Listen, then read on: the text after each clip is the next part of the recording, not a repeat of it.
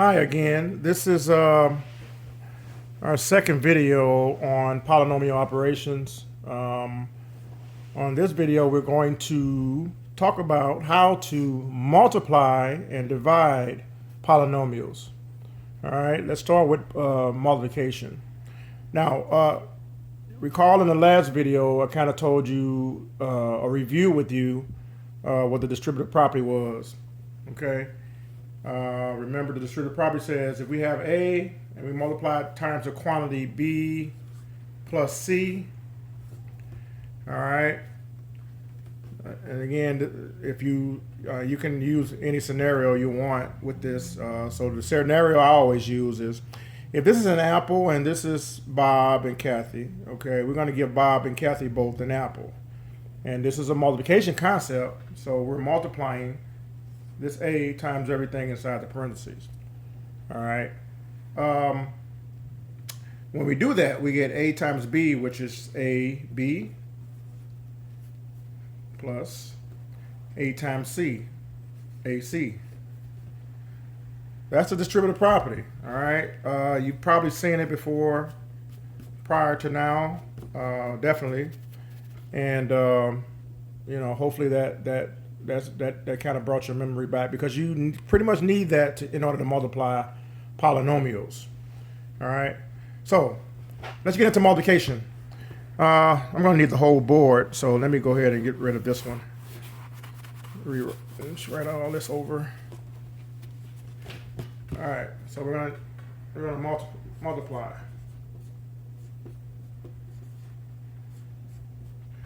So first, we're going to talk about how to multiply a monomial times a binomial or a trinomial, something like that. It doesn't matter what level you go to, as long as you have a monomial first. So let's take 3x.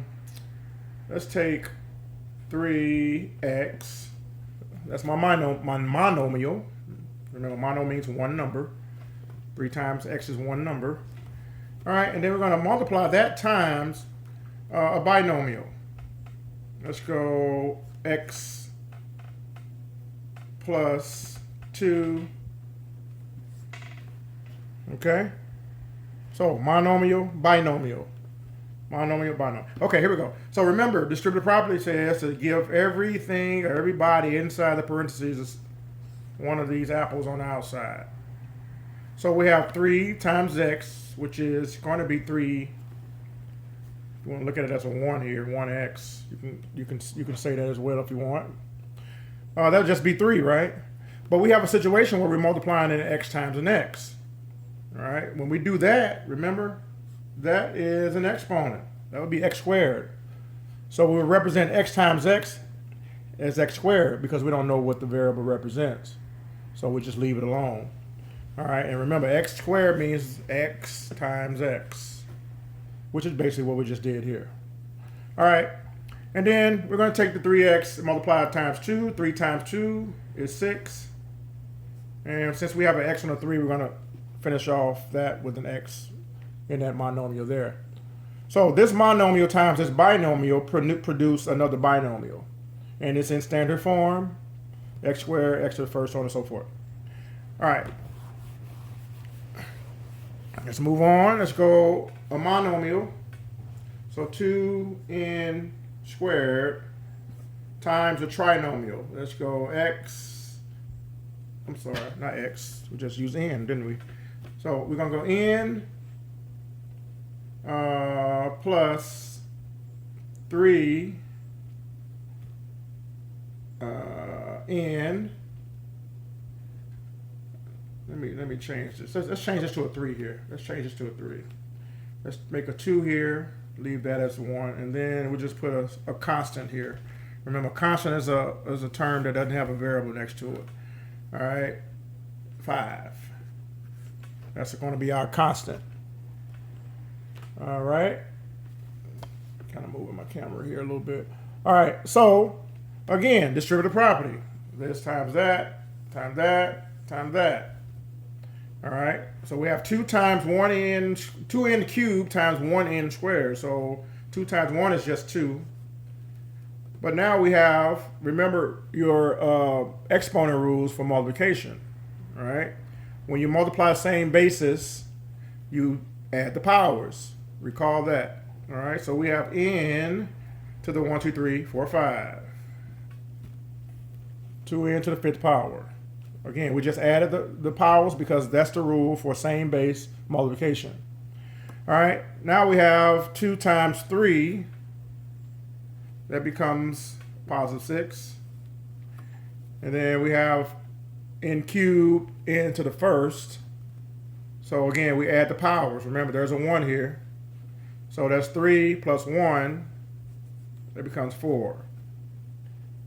And then, last but not least, we distribute here.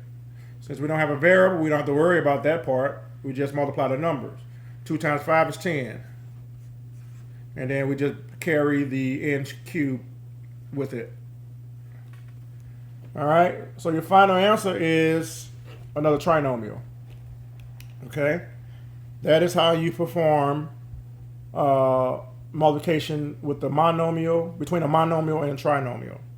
And the same strategy works for, if we had a quadrinomial here, anything higher than a 3-term polynomial, so you can do the same thing. All right, same rules apply. All right, so let's go to how do we multiply, let's say, 2 binomials. All right, so let's start off with 2 binomials. We have x plus 2, and we're going to multiply that by x plus 3. So to multiply these binomials here, we use a method called FOIL. And if you ask your parents, what FOIL is, they'll probably either tell you it's the stuff you use to wrap up food, help store food in the refrigerator or whatever. Or they'll tell you it's something they did in math when they were in high school. All right? It's pretty common. It's a pretty popular idea in math. All right, so FOIL is an acronym that stands for first, outer, inner, last. First, outer, inner, last. Okay, left, first, outer, inner, last. All right, and what that means is, and again, we're multiplying here. This is a multiplication concept. So the first stands for the first term in each binomial. So these are our 2 binomials. The first term in each binomial, they're x's. All right, they're x's. So we're going to multiply those x's. First terms, x times x, and again, there is that exponent rule. X times x is x squared. Okay, so that takes care of our f. That's our first. Let's get rid of this. Now let's go to the outer. When you think outer, it's literally what the word suggests, the outside numbers. So these are the outside terms here, the outside terms. Okay, so we got the outside terms, that's x and 3. We're going to multiply those.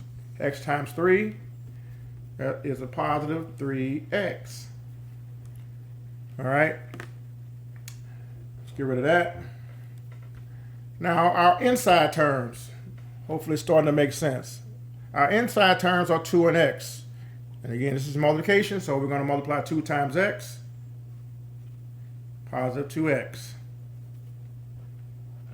All right, that takes care of our inner.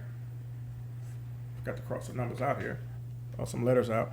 All right, and then the last 2 terms, the last term in each binomial is a 2 and a 3. We're going to multiply those. 2 times 3 is 6. Positive 6 in this case. All right. Now, when you do this process, generally you're going to have like terms in the middle of what you produce there. And remember, we always have to combine like terms. We don't want to leave it like that. All right. You always combine those like terms. The majority of the time when you're dealing with FOIL, you will have your like terms right here. So we're going to put those together and produce our final expression. X squared 3x's plus 2x's is 5x's plus 6. That's our final expression using FOIL. All right. Now, FOIL only works with binomials. I want you to try this one. You can pause the video.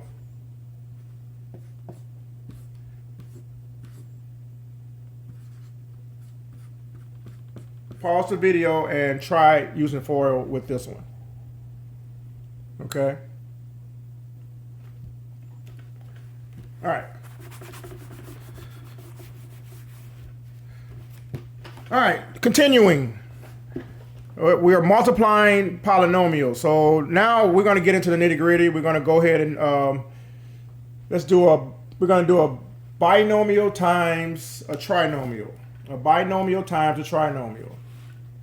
Okay, binomial times a trinomial. All right, so remember, binomial is 2 terms, trinomial 3 terms, separated by addition and subtraction. And again, we're multiplying. I wanted to erase this because I want to show you another way to do this type of multiplication. So let's go ahead and put a binomial here. Let's go x plus 4 times 2x squared, 2x squared minus 3x plus 6. All right, we have a binomial, 1, 2, 3, trinomial. Binomial times a trinomial, okay? Now, the way you can, here's a creative way to do this for those of you who might not be seeing it, all right, right away. Recall 3rd grade, 2nd, 3rd grade, when you were working on, when you were learning the multiplication table, right? You had this nice fancy table that you had, numbered from 1 to 12, rows, and 1 to 12 on your columns, and you went down the line, 1 times 1, 1 times 2, so on and so forth. Well, that concept can be used to multiply a binomial times a trinomial. All right, and I think it'll be a lot clearer if you try to use this method that I'm showing you. So the first thing I'm going to do is going to separate the terms in the trinomial. Okay, so I have 2x squared. Okay, and I'm separating it out. So I have negative 3x, and I have a positive 6. And what I'm going to do is I'm going to create my little multiplication setup here. Okay. Now my binomial, I'm going to list it over here on the side here, separated, x, and I got a positive 4. And separated like that. So, look familiar? Look kind of familiar? All right, let me move this over so you can see it better. Kind of veer it off to the side there. Okay, adjust this. All right, there we go. Okay, so now we have our multiplication table. So same idea. So we're going to take these two, multiply them out. Notice we just have an x here, we have x squared here. So we just pretty much combine those exponents, put those exponents together. I got a 1 here and I have a 2 here. That becomes a 2x cubed. All right. Again, 2 plus 1, that's your 3. That's where it comes from. All right, moving down the line, I have negative 3. Well, that's a given. And then I have a 1 here and a 1 here, so that becomes a 2. Okay, I want to put a 1 there just to remind yourself. All right, and then obviously there are no exponents to deal with here. Oh man. So we just put those together, 6x. All right, now go to the next row. And I'm going to run out of space here. Let me try to consolidate that a little bit better. So we have 4 times 2, that's just 8. There are no variables to deal with, so we just bring down the one we do have. All right. And now we have 4 times 3, negative 3 that is. That's a negative 12. We have that x, we're going to bring it down. Then we have 4 times 6. That's 24. All right. So now what we're going to do with this mess that we created, we're going to write everything in standard form, descending order. So 2x cubed. I don't see any more 2x cubed, so that's the first thing I'm writing. 2x cubed. Done with that. All right. I have an x squared. I have another x squared. I have 8 here, I have negative 3 there. 8 minus 3 is 5.